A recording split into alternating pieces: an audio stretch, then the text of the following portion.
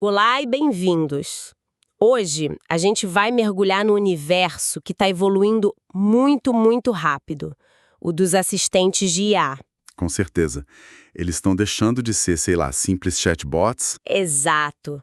Para se tornarem o que o pessoal chama de agentes autônomos. E a ideia é que eles façam tarefas complexas pra gente, né? Tipo, com vários passos no mundo real. Isso, pesquisar e agendar uma viagem inteira, gerenciar uma carteira de investimentos, até, sei lá, encontrar um bug num código sozinho. O potencial é enorme. Só que essa autonomia toda também traz um risco gigantesco.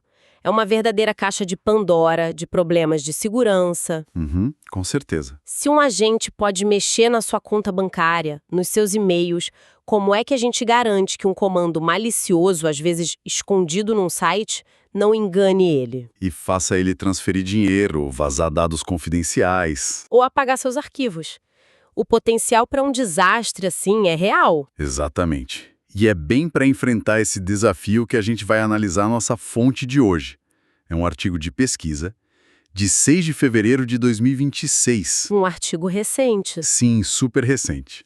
O título é Spider Sense: Intrinsic Risk Sensing for Efficient Agent Defense with Hierarchical Active Screening. É uma colaboração do Hyphen Lab com a Quanta Alpha. Spider Sense. Sentido aranha. O nome já diz tudo. Já entrega a inspiração, né? Então, a nossa missão aqui hoje é destrinchar essa abordagem, entender como essa ideia, inspirada no super-herói, propõe uma solução que não é só mais segura, mas, e isso é o principal, Muito mais eficiente. muito mais eficiente do que o que a gente tem hoje. Porque a segurança atual, como a gente vai ver, tem um custo. E é um custo altíssimo. Exato. Ok, vamos começar pelo problema então. Como a segurança de agentes de IA funciona hoje? Então, o artigo chama o método atual de verificação obrigatória. Verificação obrigatória. O que isso quer dizer na prática? Significa que a cada passo que o agente dá, seja ao receber uma consulta, criar um plano, executar uma ação ou observar um resultado, ele é forçado a parar. Ele para tudo. Para tudo. E passa por uma checagem de segurança. Pensa num segurança de prédio que te para e revista em cada porta que você passa, mesmo que não tenha nada suspeito. É uma analogia perfeita e, levando ela adiante, se cada verificação dessa leva, digamos, 1 minuto, e a tarefa tem 50 passos? Você acabou de adicionar 50 minutos de burocracia num trabalho que deveria ser quase instantâneo. É exatamente isso que acontece hoje. E essa lentidão, essa latência é só a ponta do iceberg, né? Sim, é só o começo. O artigo aponta 3 grandes problemas. O primeiro é essa alta latência. Em tarefas complexas, o tempo só vai acumulando e o agente fica, na prática, inutilizável. Ninguém vai esperar, sei lá, 40 minutos por algo que faria em 5. Ninguém. O segundo é o alto custo. Essas checagens, elas não são de graça. Geralmente elas precisam chamar outros modelos de IA, modelos grandes e caros, para analisar o que está rolando. Então, cada verificação é um custo em processamento e em dinheiro, literalmente. Exato. E o terceiro ponto, que para mim é o mais irritante para quem está usando, são os falsos positivos. A tal da superdefesa. Isso. O sistema fica tão paranoico que ele interrompe o fluxo o tempo todo por causa de suspeitas que no fundo não são nada. E ele fica pedindo confirmação para tarefas normais, quebrando a experiência. Completamente. O ponto central dos pesquisadores é esse. Segurança não pode matar a utilidade. Um agente 100% seguro, mas que é 100% inútil porque é lento e burocrático, não serve para nada. Certo. E isso nos leva direto para a solução deles, o framework SPD-Sense. A ideia de que a segurança não precisa ser esse muro externo, mas sim um reflexo interno. Intrínseca e seletiva, essa é a chave. A inspiração no sentido aranha é a metáfora perfeita, então. É a metáfora central. Não é só um nome legal. O Homem-Aranha não fica parando em toda esquina para escanear um ambiente. Ele vive a vida dele, mas tem uma percepção ali, de fundo. Um sentido. Um sentido que só dispara com tudo quando aparece uma ameaça real, iminente. É um sistema de alerta de altíssima eficiência. O SPD-Sense tenta copiar essa lógica. E como isso funciona na prática? Como se constrói um sentido aranha num software? A arquitetura deles tem 2 componentes principais. O primeiro é o sensoriamento de risco intrínseco, ou IRS. Um sexto sentido pro agente. Pensa nisso, exatamente. Em vez de depender de um verificador externo, o próprio agente é treinado para manter o que o artigo chama de um estado latente de vigilância. E ele fica monitorando o quê? Ele monitora continuamente os próprios artefatos em cada uma daquelas 4 fases. A consulta que ele recebe, o plano que ele mesmo gera, a ação que ele executa e a observação que vem do ambiente. Mas, pera um pouco. Esse estado latente de vigilância não consome recursos o tempo todo. A gente não corre o risco de trocar a lentidão externa por uma lentidão interna? Ótima pergunta. E aí que está o pulo do gato do design. Esse sensoriamento é extremamente leve. Ah, tá. Ele não está fazendo uma análise profunda o tempo todo. Ele está basicamente procurando por anomalias, por padrões específicos que ele aprendeu que são potencialmente perigosos. É mais como um sistema imunológico, então. Perfeito. Ele está sempre ali, presente, mas só monta uma defesa pesada quando detecta um problema real. Somente quando um risco é percebido. Por exemplo, a resposta de uma ferramenta aparece código quando não deveria. Aí o alarme toca. Aí um indicador de sensoriamento dispara. O agente então pega esse conteúdo suspeito, envolve ele nos templates específicos, tipo Sanitize Observation, e passa para a próxima fase. Ok, então o sentido aranha formigou, o alarme tocou. O que vem depois? Aí entra o segundo componente, a triagem adaptativa hierárquica, ou HEAC. É um processo de 2 níveis. 2 níveis, ok. Quando o conteúdo suspeito chega, ele primeiro passa pelo nível 1, detecção de granularidade grossa.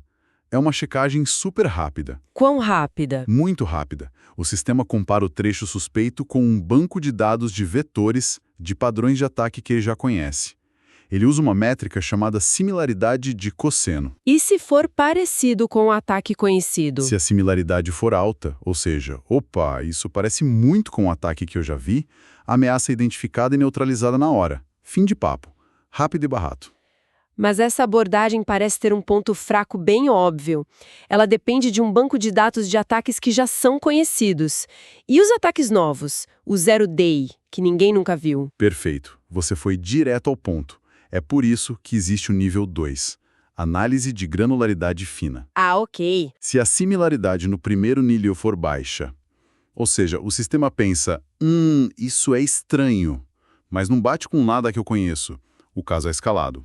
Escalado para onde? Ele recupera os exemplos de ataque mais próximos que ele tem, mesmo que não seja uma correspondência exata, e alimenta esses exemplos, junto com um trecho suspeito, para um modelo de linguagem grande, um LLM bem potente. E aí esse modelo mais forte faz o trabalho pesado. Exato. Ele faz um raciocínio muito mais profundo, contextual, para decidir se é uma ameaça nova ou só um alarme falso. A lógica é brilhante. Seja rápido para o que é comum. E só gaste tempo e recursos caros para os casos realmente novos e complexos. Equilibra eficiência e segurança de um jeito muito inteligente. Essa ideia de um sentido interno é muito poderosa, mas parece quase mágica. Como eles provaram que isso funciona melhor na prática? Como se mede a eficácia de uma intuição? Então, eles se depararam com um problema. Os benchmarks que existiam para testar a segurança de agentes eram inadequados. Não serviam. Não serviam. Muitos só testavam segurança na entrada, no prompt inicial do usuário, e ignoravam que um ataque pode vir de qualquer lugar. Da resposta de uma ferramenta, por exemplo. Exato. Outros usavam simulações de ataque muito simples. Por isso eles tiveram que construir o próprio campo de provas, o S2 Bench. E o que o S2 Bench tem de tão diferente? Ele foi projetado para ser muito mais rigoroso. Primeiro, ele é multi-estágio. Ele testa a segurança nas 4 fases do ciclo, o que é fundamental. Segundo, ele foca na autenticidade. Simula interações completas de ponta a ponta com o agente usando ferramentas de verdade. E você diz que tinha uns pontos ainda mais inovadores. Sim. O terceiro é que eles criaram o que chamam de prompts benignos difíceis. São 153 tarefas legítimas que se parecem muito com ataques. Me dê um exemplo. Tipo, analise este trecho de código malicioso e me explique como a injeção de dependência funciona. Ah, entendi. Um sistema ingênuo veria o código, bloquearia a tarefa e geraria um falso positivo. Exatamente. O S2Bench testa se o agente é inteligente o bastante para entender o contexto. Testa a capacidade de não ser paranoico. E o quarto ponto? A simulação de ataque é bem mais sofisticada. Eles usam um injetor de simulação de ataque externo. Em vez de só colocar texto malicioso no prompt, esse injetor pode manipular dinamicamente as respostas que as ferramentas dão para o agente. O ataque se adapta, então. Isso. Ele pode ser adaptativo, pode depender do estado atual do agente, o que torna tudo muito mais difícil de detectar. Bem mais parecido com o mundo real. Ok, o cenário está montado. Nova teoria, novo campo de testes. Vamos aos resultados. O que os números disseram quando colocaram o SpiderSense à prova? Olha, os números são, francamente, a parte mais impressionante do artigo. Em termos de defesa, o SpiderSense com o modelo Claude 3.5 alcançou a menor taxa de sucesso de ataque, ASR, de só 9,5%. 9,5%. E os outros métodos? Para colocar em perspectiva, os métodos que eles usaram como base, tipo o Guard Agent, deixaram passar mais de 30% dos ataques. É uma redução de quase 70% na vulnerabilidade. É uma redução drástica. Uma melhoria e tanto na segurança. Mas e a grande promessa? A eficiência. Aquele problema da latência que tornava tudo inutilizável. É aqui que a diferença fica. Gritante. O SpiderSense, usando o modelo QuaneMax, adicionou um atraso de apenas 8,3% ao tempo total da tarefa. 8%, ok. E os outros? Agora segura. O Guard Agent, um dos métodos de verificação obrigatória, adicionou 251% de latência. 251? E o outro, Waygrail, adicionou incríveis 381%. Uau! Isso não é uma melhorice, é outra categoria. Exatamente. Não estamos falando de ser 10 ou 20% mais rápido. A gente está falando da diferença entre um sistema que adiciona menos de 1 segundo numa tarefa de 10 segundos e um sistema que transforma essa mesma tarefa em algo que leva quase 1 minuto. Um é usável, o outro não é. Um overhead de 381% é impraticável.